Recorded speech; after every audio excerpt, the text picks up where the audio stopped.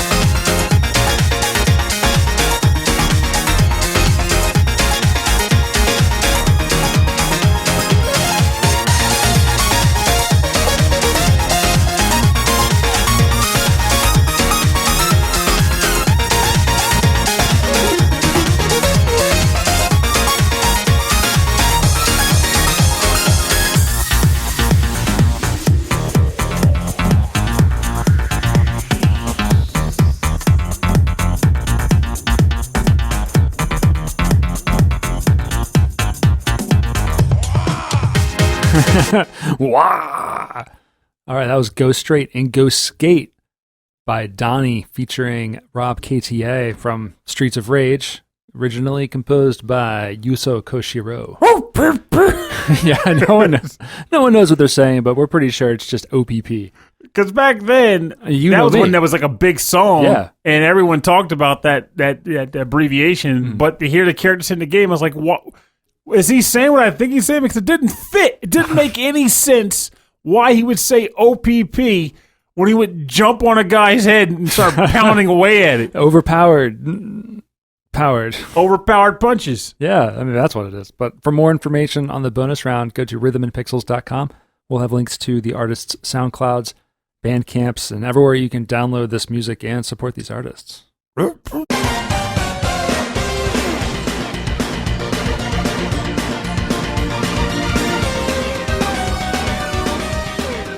right, thanks for joining us on episode 24-1. This is the start of World 24 of Rhythm and Pixels. This is our Get Pumped Up music. Here's the hoping they bring the raccoon leaf back in World 24. Yeah, I know, right? It was so much easier to get past those piranha plants in World 20. World 23 was a slog, let me tell you. I don't know how we got through World 23. The power of friendship compelled us to succeed. I don't know. I thought we did pretty good in World 23. I would say so. I leveled up. You leveled up. You found those boots. I did. The ones with the laces. Yeah, it's pretty good. I mean, they keep them from falling off. That's true. That's a very important power up. It's pretty good. But yeah, anyway, thanks for listening to our show all the way through. I've got some stuff. Yeah, we got some stuff. Go to the website because What the heck is that about? No. We got a thing with got some stuff on it. we have some new merchandise, which are things with stuff on it. Yes. So if you go to the website, rhythmandpixels.com, we have t-shirts and hoodies and all sorts of stuff. With some new logo, we have our classic logo. We have the new classic hip-hop Run VGM shirts, and now we have lobster racing, That's true. That thing looks hilarious. which is really silly. I spent way too much time making a fake Atari game logo for lobster racing. It's not what you expect. I realized to be doing. I left like the Lamborghini or whatever logo on the thing, and it should be okay. I don't think anyone's going to mind if we sell a couple t-shirts with a lobster and a race car. Of course, now you guys wonder if like there's like gonna be a guy at like the company's like, is that what I think it is? Does someone use our logo with a crustacean? Yeah, Not on my watch. I probably should have talked about this at the opening of the show, but I'm really proud of that stuff. So we're going to have more weird merchandise. If you would like to, if you have an idea for merchandise that we could do, like any kind of weird like stuff, I'll put in the work and make something really And just to stupid cover out our of it. bases, we still gotta do the bumper stickers. Oh yeah, bumper stickers are on their way. I got to find a producer of stickers for that. Stickers that bump. But if you have any ideas for silly merchandise of things that maybe we've said or have covered, or if you have any track suggestions or topic suggestions, please send them our way over our email. rhythmandpixels@hotmail.com. And if you want a full track listing from all of our episodes and access to all of our episodes and links to everything that we're doing, including the merchandise and our Discord server, go to the website. rhythmandpixels.com. And over at youtube.com/rhythmandpixels, we have a 24/7 music stream. It's the 8-bit, 16-bit radio that is actually, by the time this episode comes out, hopefully it's back online. It would have been off for a couple days while my house is getting redone, which is why I'm speeding through this, because I still have to clear out my living room. He's got a lot to do. Because they're pulling out my floor. But check that out. That's a great thing to listen to while you're at work. It's all classic music and some deep cuts that you might not have recognized otherwise, but would still enjoy. So check that out. And if you'd like to support the show, go to patreon.com/rhythmandpixels. And you can support us there. And there's a lot of perks. You get access to a prequel episode every week, and you get access to a live stream once a month. Those are fun, right? I think so. Yeah. Some would say so. They'd be wrong if they disagreed. They Yeah. better agree. They're fun. And now I will They're list. fun. Now I am listing everybody who are wrong. all of these people I have a problem with. No, you don't. All these people have supported us, and they're amazing. And I'm also coming for them With cupcakes. with merchandise now. So we'd like to thank That Nick Walker, The Last Rican, Mike Myers, Sonic Medley, Taco, Harold Howard, Dave Taylor, Reinhard Selkova, Andreas Mirlberg, Dan Loughton, Phantom Jest, Steve Miller, The Autistic Gamer 89, Cameron Worma, Christopher Senstrom, Bobby Arson from One Up Funk, Wicked Sephiroth, Carlos Kung Fu Carlito from the Heroes 3 podcast, Michael Bridgewater from the Forever Sound Version podcast. When are you going to make a new one? You should make a new one, buddy. Or you should just come on our show. I would be good for either. We'll do some more Commodore 64 silliness. Oh, and Brian Pitt. So thank you all so much, including you, Brian Pitt. We did not forget about you. Come on the show. He's always last. I don't know why he's always last. I think P comes after B after... I don't know how I have this sorted. I'm going to say him out of order next time. Couldn't hurt. I'll end up saying, like, Steve Miller like 5 times. And then he'll show up in the mirror and kill you.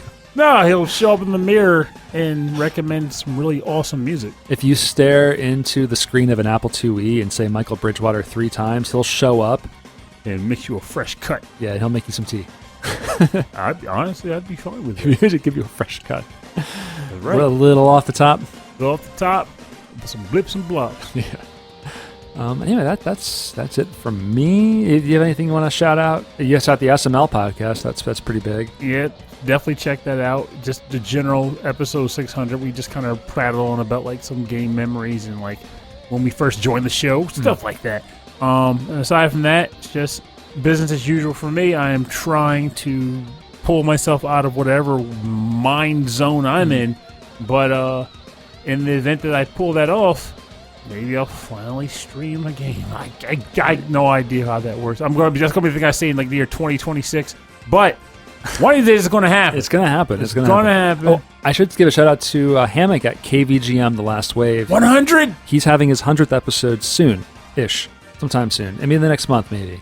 So more like KVGM, the 101st wave will be approaching. And some wacky friends might be along the way to help him celebrate. That's right. I'm sure he's got a bunch of other people, like way more important than you and me. So don't listen for us. Listen for Hammock and his amazing podcast. Look for that wave. But look for that wave. It's coming for you. The wave. And it's bringing some smoothness, the likes of which you could not possibly imagine. Could not comprehend. Until it's cascaded over you, and then you're just... Yeah. You got to be careful listening to KVGM, because if you listen to it next to somebody, you'll fall in love immediately. That's the rule. Yeah, don't do that. It's just let me write this down. No, like KVGM. All right, well, thanks for listening to the show. My name is Rob Nichols. And I'm Pernell. Have a great week. We'll see you next time. And remember, sometimes on our day-to-days in the present day, stuff may start to feel a little bit on the been there, done that, mundane, rote sense of feeling. But it's one thing I've come to learn, and it has helped here and there, as odd as it may sound, is sometimes doing it to the sounds of music like what we even featured on this episode has a way of boosting the drive to accomplish something that you're already familiar with. Like, I don't know, making something in the kitchen that's a little on the spicier side, maybe a little more complex than usual, and slap some pump music on there to get you wild and ready to do it. All of a sudden, now it's an adventure in cooking, culinary quest, as it were. Go jogging, play some pump music, get Night Survivor in your headset while you're going jogging. Yeah. I can tell you from experience, it's a good tempo. It works. It works. So sometimes the music is just what the doctor ordered to get you pumped for something that you're all too familiar with doing. Spice up your activities. Put some hot beats on it.